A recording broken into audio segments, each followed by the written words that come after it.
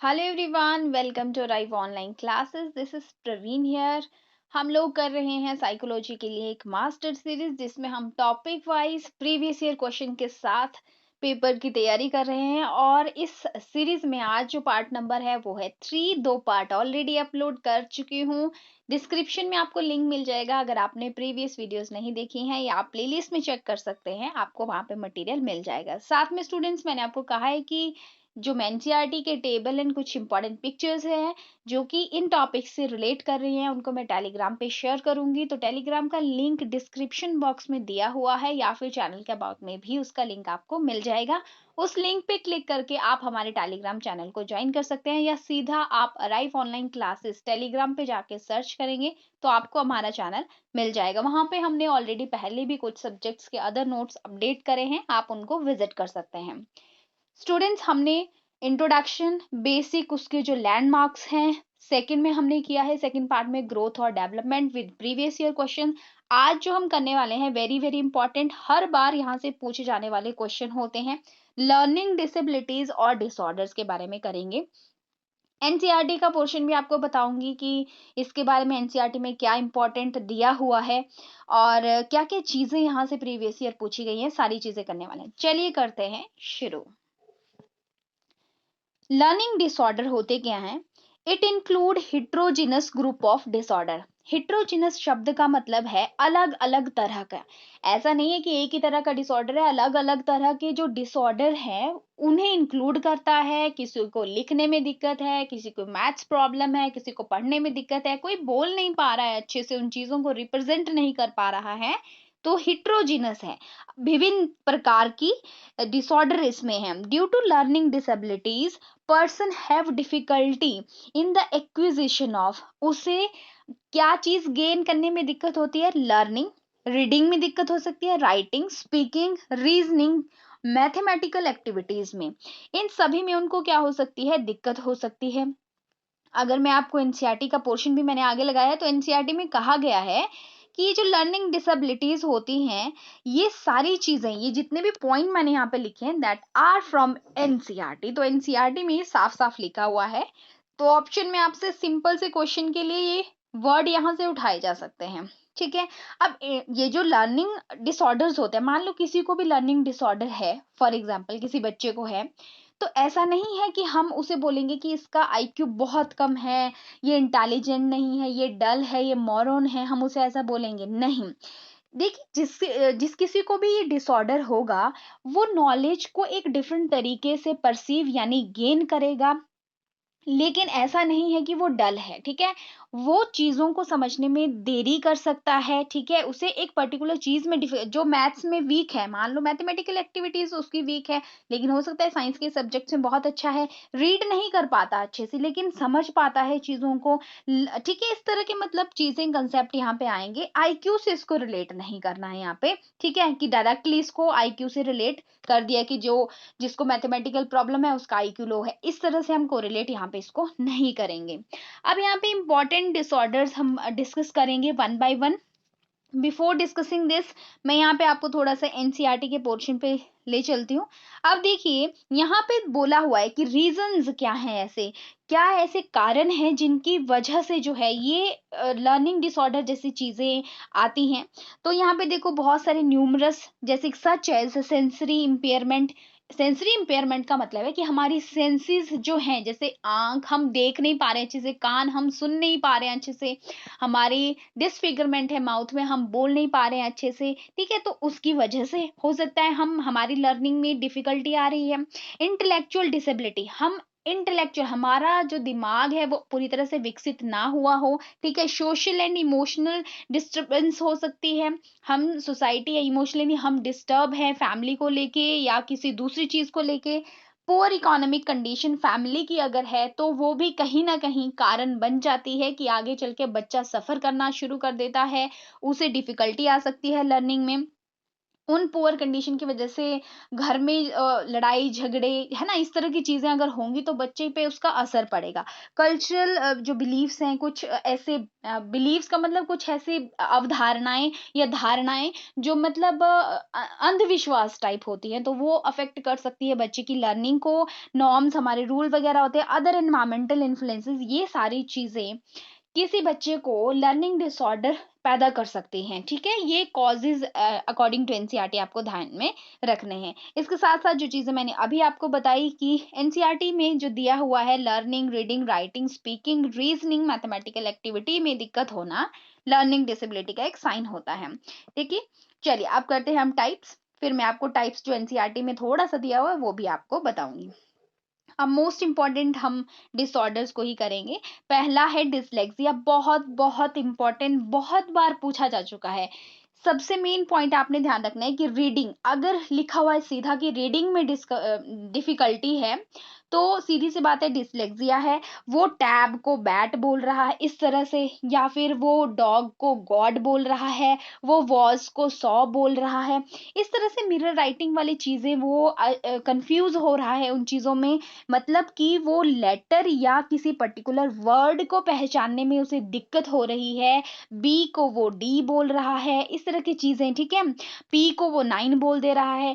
तो ये उसे रीडिंग में डिफ़िकल्टी आ रही है और इसे हम डिसलेक्सिया कहते हैं, ठीक है स्टूडेंट्स? वेरी इंपॉर्टेंट, बहुत बार हर पेपर में, जेवीटी चाहे एलटी, आप आर्ट्स, नॉन मेडिकल, मेडिकल, हर एक पेपर में ये क्वेश्चन पूछा जा चुका है। नेक्स्ट है आपका डिस्ग्राफिया। डिस्ग्राफिया का मतलब होता है जब कोई बच्चा क्लियर, अच्छी तरह से, कोहेरेंटली, मतलब स्पष्ट तरीके से वो नहीं लिख पाता है। फॉर एग्जाम्पल आप यहाँ पे देख पा रहे हैं कि इसको बोला कि गिनती यानी कि काउंटिंग इस तरह का, इस तरीके से लिखो, लेकिन वो इस तरह के रिप्रेजेंट करके आ जाता है, तो मतलब यहाँ पे गड़बड़ है, वो उसको राइटिंग प्रॉब्लम है। डिसकैल्कुलिया से मतलब है मैथ्स प्रॉब्लम, बिल्कुल कैलकुलेशन शब्द बीच में आ रहा है, बहुत ईजी है इसको रिमाइंड करना। नेक्स्ट है आपका डिस्प्रेक्सिया, जब बच्चे को लिखने, पढ़ने और बोलने, इन तीनों में दिक्कत आएगी, तीनों में एक साथ दिक्कत आना, तो यहाँ पे इसे हम डिस्प्रेक्सिया कहते हैं। ये भी प्रीवियस ईयर क्वेश्चन एक बार पूछा जा चुका है। एक प्रीवियस ईयर क्वेश्चन यहाँ से पूछा हुआ है डिस्प्रेक्सिया से, that is learning disability in motor skill is called. Question ऐसे है, ऑप्शन है, ध्यान से सुनिए। ऑप्शन है डिस्प्रेक्सिया, ऑप्शन बी है डिसकैल्किया, ऑप्शन सी है डिसलेक्सिया और डी है डिस्फेजिया। तो यहाँ पे डिसकैल्किया मैथ्स कहा जाता है, डिसलेक्सिया आपका रीडिंग आ जाता है और डिस्फेजिया आपका जो लैंग्वेज से रिलेट करता है। तो यहाँ पे ऑप्शन ए जो है मोटर स्किल, अब यहाँ पे मोटर बोला हुआ ना कि मोटर स्किल, और मैंने आपको पिछली वीडियो में बताया था कि मोटर का मतलब होता है मसल, मांसपेशियों की बात हो रही है, तो मांसपेशियां ही हेल्प करती हैं हमें लिखने में, फाइन मोटर्स हेल्प करती है, छोटी छोटी मसल्स हमारी बॉडी की। और पढ़ने में तो खैर चलो आपका जो दिमाग है वो ज्यादा यूज होता है, और बोलने में हमारे फेशियल मसल्स यूज होती हैं। तो यहाँ पे अप्रोप्रिएट ऑप्शन आपका डिस्प्रेक्सिया करेक्ट हो जाना था, जो मैंने एमसीक्यू अभी आपको प्रीवियस ईयर बताया। नेक्स्ट है आपका दैट इज डिसमॉर्फिया। डिसमॉर्फिया एक तरह की मेंटल इलनेस होती है, यहाँ पे बीडीडी लिखा है, यानी कि बॉडी डिसमॉर्फिक, इसकी फुल फॉर्म नोट कर लीजिए, डिसऑर्डर, बॉडी डिसमॉर्फिक डिसऑर्डर है ये। इसमें क्या होता है, कोई इंसान अपनी मॉर्फोलॉजी, यानी कि मॉर्फोलॉजी का मतलब है कि बाहर से वो उसका शरीर देखने में कैसा है, उसकी बॉडी देखने में कैसी लग रही है, वो साइज में बहुत ज्यादा मोटा तो नहीं है, बहुत ज्यादा पतला तो नहीं है, उसकी नाक लंबी तो नहीं है कहीं, उसकी क्या एकदम बॉडी की सिमेट्री अच्छी है। अगर अच्छी नहीं है तो इंसान अपने आप को नापसंद करने लगता है, मतलब अपने आप को बुरा मानने लगता है कि मैं अच्छा नहीं दिखता। तो ये एक तरह का मानसिक हमारी सोच है, जिससे हम मन में बिठा लेते हैं और अपने आप को अंदर ही अंदर मतलब ये चीज फील कराते रहते हैं। तो इसको हम डिसमॉर्फिया, मॉर्फोलॉजी से रिलेट है तो मॉर्फिया, डिस मतलब नहीं, डिसलाइक करते हैं, ऐसे आप याद रख सकते हैं कि अपनी मॉर्फोलॉजी को डिसलाइक करते हैं, तो ये एक मेंटल इलनेस होती है, ठीक है जी। चलिए नेक्स्ट बात करते हैं हम एफेजिया। एफेजिया में कोई इंडिविजुअल इनेबल होता है कम्युनिकेट करने में, यानी कि वार्तालाप करने में उसे दिक्कत आएगी एक दूसरे से। लैंग्वेज डिसऑर्डर है ये और कम्युनिकेशन से रिलेटेड है, आपने याद रखना कम्युनिकेट वर्ड इंपॉर्टेंट है इसमें। नेक्स्ट है आपका डिस्थीमिया। देखो एफीजिया और जो डिस्फेजिया, एक तो एफेजिया है, इसको हम कंसीडर कर सकते हैं डिस्फेजिया भी, ठीक है। जब एफेजिया नॉर्मल हम कम्युनिकेशन में दिक्कत है, लेकिन जब ये बढ़ जाती है तो इसको डिस्फेजिया का एक रूप ले लेती है। कम्युनिकेट नहीं कर पाता इंसान, मतलब इंसान को ये तो पता होता है कि उसे बोलना क्या है, लेकिन वो बोल नहीं पाता है, उस चीज को एक्सप्रेस ही नहीं कर पाता अच्छी तरह से। नेक्स्ट है इसमें student that is dysthymia. Dysthymia long depression, बहुत लंबे समय से उसे मान लीजिए 2-1 साल से डिप्रेशन के सिम्टम्स हैं, तो इस तरह की कंडीशन को डिस्थीमिया बोल देते हैं। इस कंडीशन में बहुत लो एनर्जी फील करेगा काम को करने में, उसके आत्मविश्वास नहीं होगा चीज़ों को करने में, होपलेस फील करेगा, उम्मीद नहीं उसे किसी चीज़ की होगी, किसी चीज़ में कोई एक्टिविटीज़ में अपना इंटरेस्ट नहीं दिखाएगा। ऐसे कोई सिम्टम्स होंगे तो आपने क्या करेक्ट करना है, डिस्थीमिया करेक्ट करना है। नेक्स्ट है डिस्टोपिया। इसमें क्या होता है, दिमाग में बुरे विचार आना, मतलब आपके दिमाग में नॉर्मल चीज भी है तो उसके लिए भी गलत विचार आना ऑटोमेटिकली, तो उसे हम डिस्टोपिया कहते हैं, ठीक है जी। तो नेक्स्ट है आपका दैट इज डिस्फेजिया, ठीक है। डिस्फेजिया ऑलरेडी मैं डिस्कस कर चुकी हूँ, लैंग्वेज रिलेटेड। जब एफेजिया बढ़ जाता है तो डिस्फेजिया का रूप ले लेता है, बहुत क्लोजली रिलेटेड है एक दूसरे से। अलेक्सिया, रिसेंट पेपर में अभी ये पूछा गया था, इनएबिलिटी टू रिकॉग्नाइज और रीड रिटन वर्ड और लेटर, जो लिखे शब्द है उन्हीं उनकी पहचान ही नहीं कर पाता है कोई इंडिविजुअल, तो उसे एलेक्सिया हम कहते हैं। These are very very very important disorder. वैसे जो आपका डिसऑर्डर्स हैं और भी डिसऑर्डर मेंशन है, जो डिसेबिलिटी एक क्राइटेरिया है आपका, जिस तरह से सब कैटेगरीज होती है ना कि जी लोकोमोटरी डिसेबिलिटी है, तो या फिर आप दूसरी कोई डिसेबिलिटी है विजुअल इंपेयरमेंट, तो वैसे और भी बहुत सारे डिसऑर्डर होते हैं। यहाँ पे ये टॉप 10, आप मान लो टॉप 10 डिसऑर्डर्स हैं जो बहुत इंपॉर्टेंट है आपके एग्जाम के लिए। आप प्रिपेयर कर रहे हैं टैट के लिए, तो यहाँ पे आपके ये डिसऑर्डर आपने बिल्कुल नहीं भूलने हैं। चलिए अब हम बात कर लेते हैं, यहाँ पे थोड़ा सा मैं आपको एनसीईआरटी का पोर्शन दिखा देती हूँ जो इम्पोर्टेंट है। देखिए एनसीईआरटी में ये सारा कुछ दिया हुआ है, लेकिन इनमें से ज्यादा कुछ भी इम्पोर्टेंट नहीं है। एक शब्द आपको देखने को मिलेगा यहाँ पे बीच पैराग्राफ में। देखो एनसीईआरटी जो लोग पढ़ते हैं उनको पता है भर भर के पैराग्राफ दिए होते हैं और उनमें से बीच में से आपको ढूंढने पड़ते हैं क्वेश्चंस, ऐसे साफ लिखे हुआ कुछ नहीं मिलेगा आपको, बहुत रेयर मिलता है कुछ लिखा हुआ। तो बीच में मुझे यहाँ पे मिला डिसलेक्सिया और इसके बारे में हमने पढ़ा, ये क्वेश्चन प्रीवियस ईयर डायरेक्ट यहीं से उठाया हुआ है स्टूडेंट। देखिए अब क्या है, एक चीज मैं आपको पहले बता दूं, मैक्सिमम जो पेपर्स है उसमें डिसलेक्सिया का क्वेश्चन बार बार बार बार आया हुआ है। सभी टेट की मैं बात कर रही हूँ यहाँ पे, सी टेट से लेके एच पर कोई भी स्टेट टेट है, क्योंकि एनसीईआरटी में एक शब्द चमका हुआ है पूरे पैराग्राफ में, दैट इज डिसलेक्सिया, इसलिए सबसे ज्यादा क्वेश्चन आई थिंक इसीलिए पूछे जाते हैं। अब यहाँ पे मैं आपका फोकस करना चाहूंगी यहाँ पे, ये जो वॉस को सौ पढ़ना, न्यूक्लियर और न्यूक्लियर, इन दोनों शब्द की स्पेलिंग्स में डिफरेंशिएट नहीं कर पाना। अब उसने इस एन को उल्टा कर दिया, एन को उसने इस तरह से यू को एन, एन को यू, वो समझ रहा है यहाँ पे, तो इस तरह की चीजों में वो फेल हो जाता है इनको डिस्टिंग्विश करने में। पी को 9 बोल रहा है, पी को क्यू बोल सकता है, बी और डी में डिफरेंशिएट नहीं कर पा रहा है। ये लाइन डायरेक्टली यहाँ से उठाई हुई है एक एमसीक्यू में। मैं आपको बता देती हूँ कि क्या एमसीक्यू पूछा गया है।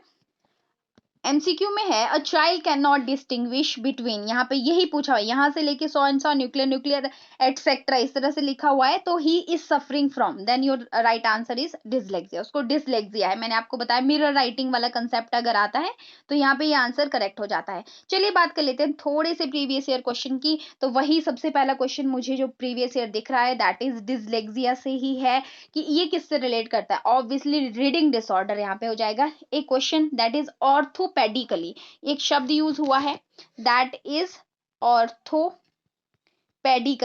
अब ortho word is related with bones, ठीक है, आपने सुना होगा ऑर्थो वाला डॉक्टर। तो अगर ऑर्थोपेडिकली कोई इम्पेयर्ड है तो उसके वो कौन सा डिसऑर्डर से रिलेट करेगा, ठीक है। तो अब अगर एमसीक्यू में इस तरह से ऑर्थोपेडिकली इम्पेयर्ड लिखा हुआ है तो यहाँ पे क्योंकि ऑर्थो मतलब उसके बोन्स में कुछ दिक्कत है, वो लिख नहीं पा रहा है अच्छे से, तो मैंने आपको एक वर्ड बताया था, इसका आंसर है दैट इज डिसग्राफिया। जब बच्चा अच्छी तरह से नहीं लिख पाता है, कुछ भी लिख रहा है, कहीं पे कुछ भी लिख रहा है, उसकी सिमेट्री अच्छे से नहीं बना पा रहा है, साफ नहीं लिख पा रहा है, डिसग्राफिया इसका आंसर यहाँ पे हो जाएगा। नेक्स्ट क्वेश्चन हम देखते हैं। क्वेश्चन है आपका, not being able to recognize words is which kind of learning disability. Words की पहचान उसे नहीं हो पा रही है, तो किस तरह की वो डिसेबिलिटी है। यहाँ पे सही आंसर हो जाएगा अगेन डिसलेक्सिया इसका राइट आंसर। मैं वही कह रही थी स्टूडेंट बार बार कि यही क्वेश्चन बार बार पूछा हुआ है। ठीक है, नेक्स्ट क्वेश्चन हम देखते हैं। यहाँ पे क्वेश्चन पूछा हुआ है डेवलपमेंटल जो आपका डिसऑर्डर है यहाँ से रिलेट कर रहा है, आपने ध्यान देना है। क्वेश्चन पूछा हुआ है कि आप बताएंगे 4 ऑप्शन है, इनमें से कौन सा डेवलपमेंटल प्रोसेस या डिसऑर्डर नहीं है, नहीं है। ठीक है, तो एक है आपका दैट इज ऑटिज्म, दूसरा है पोस्ट ट्रॉमेटिक स्ट्रेस, और तीसरी ऑप्शन है यहाँ पे दैट इज सेरेब्रल पाल्से, और डी है tension difficulty hyper activity disorder. तो यहाँ पे इसका सही आंसर जो है ये वाली ऑप्शन सेरिब्रल पाल्से हो जाएगा। समझते हैं इसे, ये होता क्या है। देखिए ये एक ऐसी स्थिति है, एक ऐसी कंडीशन है, नोट कर लेंगे, मैं स्पेलिंग दोबारा लिख देती हूँ यहाँ पे। ये भी नई टर्म है, इनफैक्ट प्रीवियस ईयर क्वेश्चन में पूछी गई टर्म है, तो हो सकता है आगे भी आपसे पूछ ली जाए। इस कंडीशन में क्या होता है, यूजुअली ये ब्रेन में, सेरिब्रल वर्ड हमारा दिमाग से जुड़ा हुआ होता है, ब्रेन में डैमेज होता है, लेकिन किस वजह से और कब, बिफोर बर्थ। ठीक है, बिफोर बर्थ। अगर मैंने आपने मेरे क्वेश्चन को ध्यान से सुना होगा तो वहां पे लिखा था कि which is not developmental disorder. तो डेवलपमेंट हमारी जो हो रही है, जन्म से लेके हम डेवलप कर रहे हैं, तो बर्थ से पहले ये डैमेज हो चुका है। ठीक है, इसलिए डेवलपमेंटल डिसऑर्डर की कैटेगरी से उसको बाहर किया गया है। समझ गए आप। तो ये थे कुछ इंपॉर्टेंट आपके एमसीक्यूज। एक एमसीक्यू डिसलेक्सिया से लेकिन थोड़ा हटके पूछा हुआ है, चलिए डिस्कस करते हैं इसको। ये भी प्रीवियस ईयर क्वेश्चन है। एक पूछा हुआ है the single most important hallmark of dyslexia. ठीक है, कि क्या भाई हॉलमार्क है, मतलब इसके बारे में क्या एकदम सटीक है, आप ऐसे समझ लीजिए, डिसलेक्सिया की ही बात की गई है। फर्स्ट है अंडर अचीवमेंट इन राइटिंग। ठीक है, दूसरा है इम्प्रूवमेंट इन डल रूटीन, तीसरा है लैक ऑफ अंडरस्टैंडिंग मैथ्स, और नेक्स्ट है आपका कॉरिलोजोम बिहेवियर। तो भाई इसमें से D option, C option, B काट दो, A underachievement in writing आ जाएगा। क्योंकि भाई वो क्या कर रहा है, वो वॉज को सॉ लिख दे रहा है, पी को क्यू लिख दे रहा है, क्योंकि रीड वैसा कर रहा है तो लिख भी वही रहा है। अंडर अचीवमेंट मतलब है नहीं, अचीव नहीं कर पा रहा है इस चीज को वो, क्योंकि पहले उसको दिक्कत ही आ रही है, वो रीड ही नहीं कर पा रहा उसको अच्छे से, वो रिकॉग्नाइज ही नहीं कर पा रहा है इन लेटर को। और एक चीज, अब आप बोल रहे होंगे मैम पहले तो आपने कहा रीडिंग डिसऑर्डर है, अब आप बोल रहे हैं जी अंडर अचीवमेंट इन राइटिंग। मैं आपको क्लियर करती हूँ, एनसीईआरटी में स्पष्ट तरीके से लिखा हुआ है, मैं आपको ले चलती हूँ उसी पैराग्राफ पे सो दैट आपको कोई कंफ्यूजन ना रहे। यहाँ पे क्वेश्चन घुमा के जिसने भी पूछा होगा पक्का एनसीईआरटी से पूछा होगा, बिकॉज ये एनसीईआरटी का ही क्वेश्चन है। देखो क्वेश्चन पूछा है, क्वेश्चन में जो सही ऑप्शन क्या है वो किया है अंडर अचीवमेंट इन राइटिंग। ठीक है, तो अब देखो यहाँ पे लिखा हुआ है, रिलेट कैसे किया क्वेश्चन, ये फेल टू कॉपी लेटर्स। ठीक है, अंडर अचीवमेंट मतलब अचीव नहीं कर पा रहे, जैसे वॉज को बोला कि चल भाई वॉज लिख दे, यहाँ पे लिखा हुआ है देखो, वॉज बोला उसको लिखने के लिए, तो वो उसको सॉ रीड कर रहा है और सॉ ही लिख रहा है। ठीक है, तो fail to copy letter, writing में भी दिक्कत आ रही है। ठीक है, लेकिन किस तरह से क्वेश्चन पूछा जाए, पहले स्टेटमेंट को समझिएगा तब जाके कंक्लूजन पे पूछेगा। कभी कभार आपको रेयर ऐसे क्वेश्चन मिल सकते हैं जो आपको कर सकते हैं कंफ्यूज। सतर्क रहिए, सावधान रहिए, क्योंकि एग्जामिनर आपको बेवकूफ बनाने की कोशिश भी कई बार करता है, लेकिन वो एग्जामिनर एक तरह से आपकी जो पावर्स हैं कि आपने क्या सीखा है उसको देखता है, टटोलता है कि कितना सीखा आपने, है ना। चलिए स्टूडेंट, तो ये थे प्रीवियस ईयर एमसीक्यू। मैं आपको बता दूं, नेक्स्ट जो हमारा पार्ट रहेगा इस वीडियो सीरीज में, वो रहेगा हमारा इंटेलिजेंस। इंटेलिजेंस के बारे में जो जो इंपॉर्टेंट चीजें हैं, बहुत सारी स्टेटमेंट वाले क्वेश्चन की पूरा statement, intelligence is dash dash dash dash dash dash and dash dash dash, ये किसने कहा, इस तरह के क्वेश्चन भी हमें देखने को मिले हैं प्रीवियस ईयर, वो भी हम डिस्कस करेंगे। दूसरी चीज, इसकी थीरीज हैं, यूनिफैक्टर, ट्राईफैक्टर, आपकी टू फैक्टर थ्योरी है, मल्टी इंटेलिजेंस थ्योरी, इस तरह से मल्टीपल इंटेलिजेंस थ्योरी है, मल्टी फैक्टर थ्योरी है।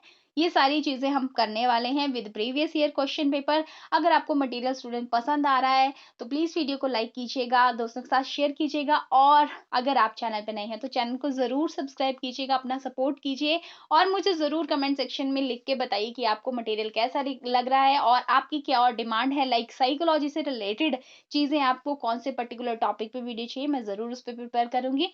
हम मिलते हैं नेक्स्ट वीडियो में। Thank you so much for watching. Bye bye, take care, have a nice time.